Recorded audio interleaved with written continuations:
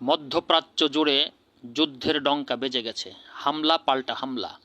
ভয়ঙ্কর একটি রাত দেখল ইসরায়েল এবং ইরান, যেখানে ঘাত প্রতিঘাত।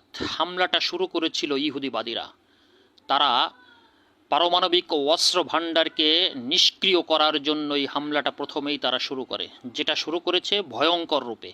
প্রায় 200 বিমান নিয়ে তারা হামলা করেছে ইরানের প্রতি, যেখানে ইরানের যে দুর্বলতাটা সেটা কি ফুটে উঠল কি জানি, আল্লাহই ভালো জানে। তারপরেও 200 বিমান নিয়ে তারা হামলা করেছে।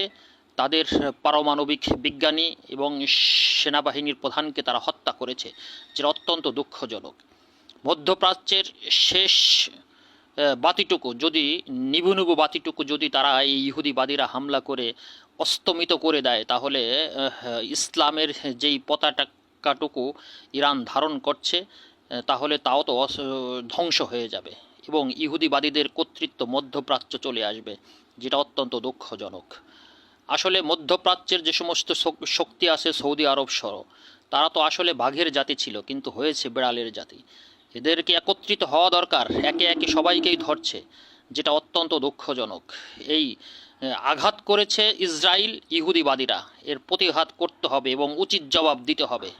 না দিতে পারলে মধ্যপ্রাচ্য হাতছাড়া হয়ে যাবে এবং তাদের কথা মতোই মধ্যপ্রাচ্য চলবে, যেটা অত্যন্ত দুঃখজনক।